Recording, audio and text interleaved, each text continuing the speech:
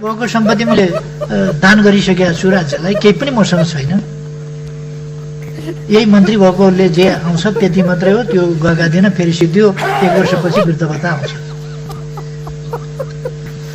त्यो बाहेक जसको सम्पत्ति छैन 1 वर्षपछि मेरो वृद्ध भत्ता आउँदैछ, त्यति हो। त्यो चाहिँ बुद्धि पुर्याइएछ समयमै र ढुक्कै छ। अरू जसको सम्पत्ति छैन, भएको सम्पत्ति दान गरेको छ, उसले के भ्रष्टाचार गर्छ, किन गर्छ? केरम काठमाडौँ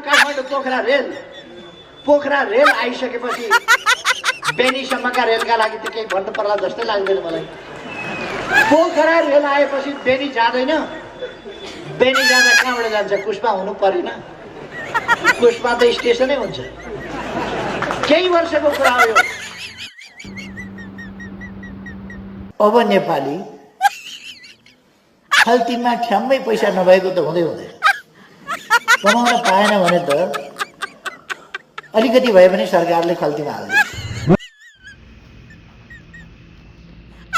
भने 76 सालभित्र नेपालको पानी जहाजले झण्डा हालेर कसरी सामान बोकेर हिँड्छ, कसरी मान्छे बोकेर हिँड्छ, हामी देखाउँछौँ। रेल आउँछ, पानी जहाज पनि आउँछ, टिकट काट्न पाइन्छ, काउन्टर खुल्छ, त्यसको सूचना पनि हुन्छ।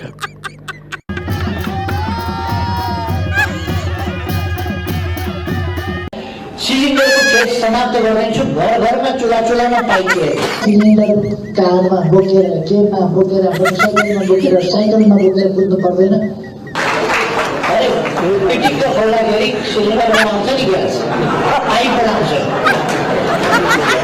चुलामा ग्यासको पाइप पुगेर ग्यासको बुलेट आयो कि आएन, सिलिन्डर पायो कि पाएन, कुन सिलिन्डर कता, यो सब झमेला। एउटा मिटर टाँसेर राखिदिने भित्तामा जति बाल हुन्छ भन्नुहोस्। अब डिजलको धुवा छोड्ने खालको बस होइन, इलेक्ट्रिक बस चलाउँछ। सोधाइ नगई हैरान। हरेक पटक मसँग भेट हुँदाखेरि हरेक नयाँ कुरा मैले अगाडि सारिराखेका हुन्छ अनि मान्छेहरू छक्क पनि पर्छ। देश बनाउनका निम्ति म अत्यन्तै दृढ छु, कृत संकल्पित छु, चिन्तनशील छु र मेरो प्रतिबद्धता छ, अठोट छ, मेरो टिमको अठोट छ। चुनाव पछि हेर्नु होला, तपाईँले AP1बाट 2 वर्ष मसँग लिनु परेन इन्टरभ्यू, 2 वर्षपछि लिनुहोस्। आजको रेकर्ड अगाडि राखेर 2 वर्षमा विकास सम्बन्धी, विकासको अभियान सम्बन्धी, आर्थिक समृद्धिको बाटोमा एमाले सरकारले गरेका कामहरूको चित्त बुझेन भन्ने ठाउँ कतै भेट्नु भने 2 वर्षपछि चुनौतीका साथमा तपाईँलाई भन्छु, ठाउँ खोजेर लिएर आउनुहोस्। यो रेकर्ड अगाडि राख्नुहोस्। बिपी कोइराला अहिले बाँच्नु भएको भए काङ्ग्रेस छोडे एमाले प्रवेश गर्छु भनेर एमालेमा आउँछ। संसारमा नेपाली जति सुन्दर कोही हुन्छन् र सुन्दरताको हिसाबले, अरू असुन्दर हुन्छन् भने होइन, अरू पनि सुन्दर छन्, तर खालि मैले भनेको नेपाली अलिक बढी भनेको अरूको चित्त नदुखाइदिनु। त्यो त शास्त्रमा पढ्यो हुन्छ। उनले शास्त्रमा हेर्नुभयो भने पनि दुनियाँको कुन शास्त्रमा मेनका, उर्वशीहरू जस्ता सुन्दरी कुन शास्त्रमा कहाँ छ? कृष्ण भनेपछि कति हुरुक्क हुन्थे यही ठाउँका मान्छेहरू नि। राम भनेपछि कति हुरुक्क हुन्थे, उहाँ लङ्कादेखि आएर रावणको बहिनीले देव गर्छु भनेर हुरुक्क। यो त ह्यान्डसमहरूको सुन्दरता हेर्न अन्त कहाँ जानु? नेपालै के गर्छ? गैँडा अमेरिकामा जन्मिँदैन, युरोपमा जन्मिँदैन, अस्ट्रेलियामा जन्मिँदैन, यहीँ आउनुपर्छ। यही देश हो। जिन्दगीमा एकपल्ट गैँडा हेरेन भने जुनसुकै विकसित देशको जोसुकै मान्छे होस्, जोसुकै धनी होस्, गैँडै देखाएको छैन। आधा जिन्दगी खेर। ग्यासको अभाव छ अहिले, तर हाम्रो जमिनमा ग्यास छ, हामीले फाल्ने फोहोरमा ग्यास छ। त्यस फोहोरको व्यवस्थापन गऱ्यो भने हामी ग्यास निकाल्न सक्छौँ, जमिनबाट ग्यास निकाल्न सक्छौँ। अरू थुप्रै विकल्पहरू हाम्रा निम्ति हुन सक्छ। त्यो कुरा भनेको अब त हद्दै भयो, ग्यास निकाल्ने पो कुरा गर्छ। त्यहाँ बङ्गलादेशमा चुलामा पाइप पुर्याएको छ। त्यहाँ पाकिस्तानमा चुरामा पाइप पुर्याएको छ। भारतकै मुख्य मुख्य सहरहरूमा, विकसित सहरहरूमा, मुम्बईहरूमा त्यहाँ पाइपबाटै ग्यास चुलामा पुर्याएको छ। त्यत्रो अमेरिका, त्यत्रो रुस, त्यत्रो चीन, त्यत्रो जापान, कोरिया, ती सबैले चुलामा पाइप पुर्याएका छन्। मैले भने अलिक समय पर्खिनुहोस्, अहिले हामी अप्ठ्यारोमा छौँ, अलिकति समय लाग्छ, थोरै समय दिनुहोस्, चुलामा पाइप जान्छ। चुनाव अगाडि घर घरमा रेल ल्याउँछौ भन्थ्यौ, कोही त घर घरमा रेल ल्याएर अनि तपाईँको घर चाहिँ कता उछिटिन्छ नि।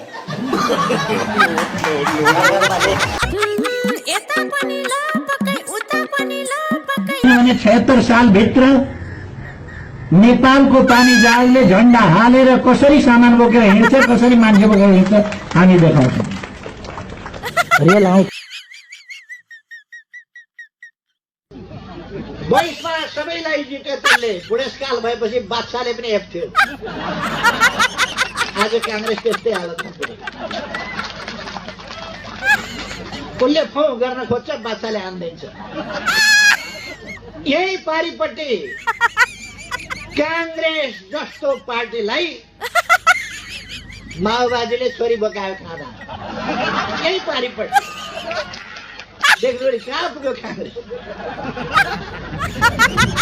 लोको बोकेछ काङ्ग्रेसले, नाप्लो लगाएछ, पछाडिपट्टि के भारी बोक्यो भनेर त माओवादीको छोरी।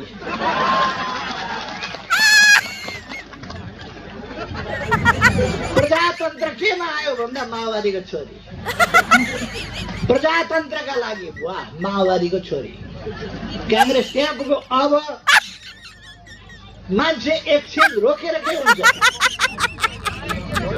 अब केका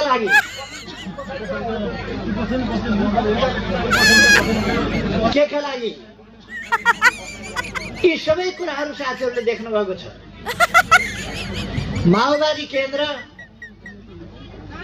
देशमा बनाएका बेला 4999 जना सदस्य थिए।